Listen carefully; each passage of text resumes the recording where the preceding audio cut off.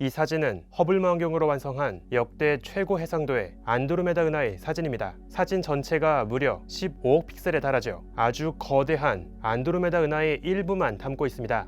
이 사진에 담긴 전체 영역은 그 규모가 대략 4만 광년에 달하죠. 이 사진 한 장에만 1억 개가 넘는 별들, 수천 개의 성단이 담겨 있습니다. 별 하나하나가 다 구분될 정도로 보이는 이 놀랍고 선명한 안드로메다의 사진은 쇠라의 전묘화를 떠올리게 하죠. 아주 먼 옛날 망원경으로 하늘을 처음 바라보면서 그저 뿌옇게 보이던 은하수가 실은 수많은 작은 점들로 채워진 또 다른 우주였다는 사실을 발견했을 때 갈릴레오가 정말 얼마나 경이로웠을지 그의 감정을 조금이나마 느낄 수 있을 것 같죠. 사실 안드로메다 속의 별들을 하나하나 구분해서 볼 수 있는 가장 중요한 이유는 그나마 안드로메다가 아주 가깝기 때문입니다. 빛의 속도로 250만 년, 물론 인간에겐 아주 먼 거리이지만 우주에선 그나마 가장 가까운 옆집 은하입니다. 이보다 더 먼 은하로 갈수록 그 속에 살고 있는 별을 하나하나 구분해보는 건 굉장히 까다롭죠. 기껏해야 별들이 수십만, 수백만 개가 모여있는 별무리, 부상성단 정도를 구분할 수 있을 정도입니다. 그런데 작년 천문학자들은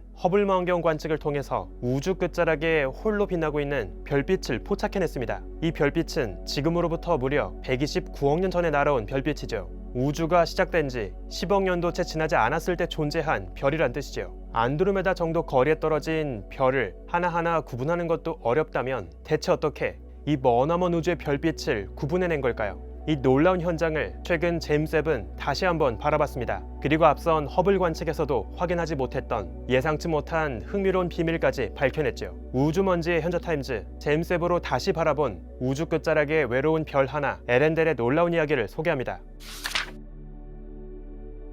우주 끝자락에 숨어있는 별빛은 너무나 어둡습니다. 하지만 우주에선 그 어두운 별빛을 볼 수 있게 해주는 놀라운 마법이 가능합니다. 먼 배경 별빛과 지구 사이 거대한 은하단이 있다면 가능하죠. 그 사이에 껴있는 은하단이 자신의 강한 중력으로 주변 시공간을 왜곡시킵니다. 배경의 별빛은 그 휘어진 시공간을 따라 다양한 방향으로 뻗어나가죠. 이후 여러 방향으로 뻗어나갔던 별빛은 다시 지구 쪽으로 모여들게 되고 우린 지구에서 그 별빛을 보게 됩니다. 마치 볼록 렌즈로 태양빛을 쭉 모아서 더 밝게 증폭시키는 것과 비슷하죠. 이러한 중력 렌즈를 활용한다면 원래는 너무나 멀어서 볼 수 없었을 희미한 별빛을 훨씬 밝게 증폭시켜서 관측할 수 있습니다. 제임스 웹은 거대한 은하단 WHL-013708 주변의 하늘을 바라봤죠.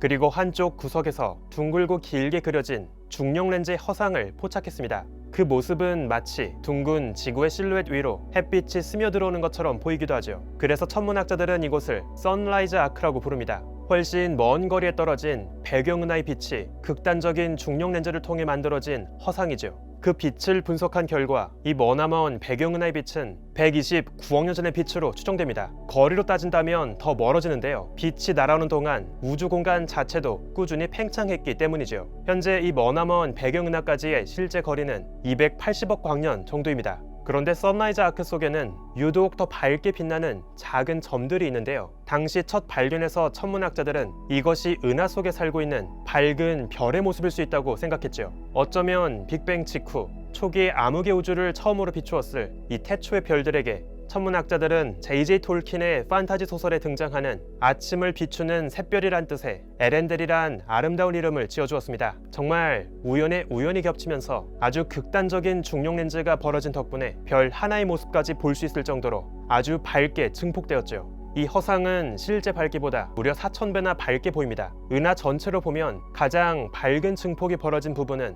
무려 4만 배나 더 밝게 보이죠. 하지만 허블로 진행되었던 당시의 첫 발견만으론 이 작은 점이 정말 밝은 별 하나인지 아니면 비좁은 영역 안에 별들이 바글바글 모여있는 구상성단인 건지 그 정체를 구분할 수 없었습니다. 허블의 분해능이 살짝 부족했기 때문이지요. 그래서 더 정확한 판단을 위해서 제임스 웹은 최근 같은 곳을 다시 바라봤습니다. 기존의 허블 관측보다 더 선명하게 이 중력 렌즈의 허상을 다시 관측했죠. 제임스 웹은 더 선명한 분해능 덕분에 에렌델의 밝은 점이 퍼져 있는 전체 영역이 최대 4000 AU 이내라는 사실을 발견했습니다.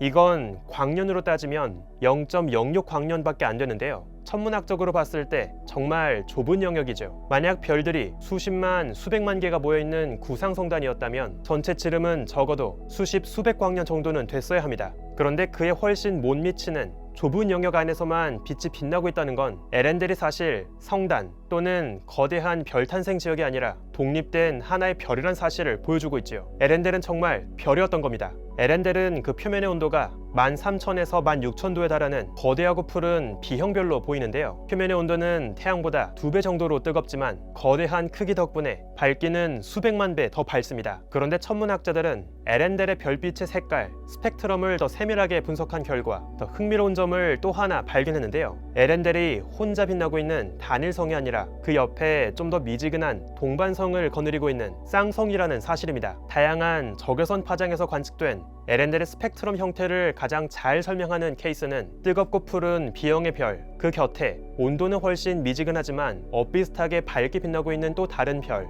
그 둘이 함께 붙어있는 쌍성일대의 모델입니다. 실제로 지구 주변 다른 B형의 별들 역시 옆에 동반성을 함께 갖고 있는 경우가 많은데요. 물론 에렌델이 실제 쌍성이라 하더라도 각각의 별을 분간해서 보는 건 제임스 웹으로도 불가능합니다. 쌍성을 구성하는 두 별은 기껏해야 1에서 2AU 정도 거리를 두고 떨어져 있기 때문이지요. 다만 이번 논문의 저자가 밝히고 있듯이 에렌델이 정말 쌍성일까에 대해선 조금의 의문은 남아 있습니다. 보통 쌍성을 구성하는 두 별은 태어날 때부터 질량이 조금씩 다른데요. 따라서 각자 진화하는 속도 역시 조금씩 달라지게 되죠. 둘 중 질량이 더 무겁고 진화의 속도가 빠른 별은 온도는 더 미지근해지고 사이즈는 크게 부풀어 오르면서 밝기는 더 밝아집니다. 그런데 이번 에렌델의 관측 결과를 가장 잘 설명하는 모델을 보면 쌍성의 두 별이 표면 온도는 많이 다르지만 밝기는 둘 다 엇비슷해야 하죠. 이건 주변에서 많이 볼 수 있는 평범한 쌍성과는 상황이 조금 다릅니다. 또 이번 연구에선 쌍성을 구성하는 두 별에게 가해진 중력 렌즈 효과가 거의 똑같을 것이란 가정을 두고 계산한 결과입니다. 아마 이러한 가정 역시 에렌델을 구성하는 두 별의 성질을 파악할 때 중요한 오차의 원인이 될 수 있지요. 한편 이번 제임스 웹 관측을 통해서 별 에렌델뿐 아니라 그 주변 선라이즈 아크나를 따라서 쭉 놓여있는 어린 별 탄생 지역들의 흔적까지 확인했습니다. 어쩌면 빅뱅 직후 거의 처음으로 탄생한 첫 번째 세대의 별, 팝3 별들이 탄생하고 있었던 최초의 별 탄생 지역일지도 모릅니다. 실제로 천문학자들은 초기 우주 때 아주 밝고 거대한 최초의 별들이 마구 탄생하면서 그 밝은 별빛으로 주변의 우주 공간이 순식간에 이온화되었던 시기가 있었을 것이라 추정하는데요. 이것을 초기 우주의 제-이온화 시기라고 부르죠. 선라이즈 아크나 속에서 확인된 둥글게 찌그러진 다양한 빛의 얼룩의 평균 크기는 10광년 정도 크기입니다. 특히 가장 크게 찌그러진 타원 모양의 얼룩의 빛의 스펙트럼을 분석한 결과 그 속에서 500만 년도 채 지나지 않은 아주 어린 별들이 탄생하고 있는 것으로 보이죠. 또 그 주변에 좀 더 작은 얼룩들은 1000만 년 정도 된 어린 별들의 성단으로 보입니다. 게다가 그 주변의 영역의 빛을 분석한 결과 놀랍게도 실제 밝은 별빛으로 인해서 그 주변의 원자들이 이온화되고 있는 것도 확인했죠. 우주의 나이가 채 10억 년도 지나지 않았을 때 폭발적으로 탄생한 밝은 별빛으로 인해서 주변의 우주 공간이 이온화되고 있었다는 제-이온화 시기의 징후를 보여주고 있습니다. 이러한 격렬한 제-이온화 시기를 보내면서 그중 일부 별들은 짧은 삶을 살다가 금방 폭발했겠죠. 또 그 중에서 비교적 진화가 느린 별들은 천천히 삶을 연명하면서 버텼을 겁니다. 그렇게 살아남은 별들과 또 다시 반죽되어서 주변에 탄생한 어린 별들은 결국 한데 모여서 거대한 별물이 구상성단의 모습을 갖추었습니다. 오늘날 우리 은하의 헤일로를 떠돌고 있는 100여 개의 구상성단들 역시 오래전 이렇게 탄생했겠죠. 아직까지 정확하게 목격된 적 없는 실제 구상성단의 탄생 과정에 가장 근접한 그 놀라운 순간이 이 선라이즈 아크나 속에 가득 담겨 있을지 모릅니다. 한편 최근엔 연이은 제임스 웹 관측을 통해서 또 다른 은하단 주변에서 극단적인 중력 렌즈로 확인된 새로운 초기 우주의 별빛을 포착했는데요. 어쩌면 이 후보 천체들은 제2의 제3의 에렌델이 될지 모르죠. 은하단 맥스 J 0647 주변에서 발견된 이 별빛은 각각 1000배에서 10만 배까지 이르는 아주 극단적인 중력 렌즈로 만들어진 허상입니다. 각 빛의 얼룩에서 보이는 특징을 보면 이 둘은 각각 표면 온도가 10,000도에서 12,000도에 이르는 B형별로 보이죠. 그 질량은 각각 태양 질량의 20배, 50배를 넘을 것으로 보입니다. 물론 이들 역시 에렌델이 처음 발견됐을 때처럼 그 작은 얼룩 속에서 빛나고 있는 것이 정말 하나의 독립된 별빛인지 아니면 별 두세 개가 모여있는 쌍성, 삼중성일지, 또는 더 작은 별들이 우글우글 모여있는 하나의 구상성단일지 아직은 확실하게 결론 짓기 어렵습니다. 이번 논문은 제임스 웹의 측광 장비 니어캠의 데이터만으로 진행된 연구이기 때문이지요.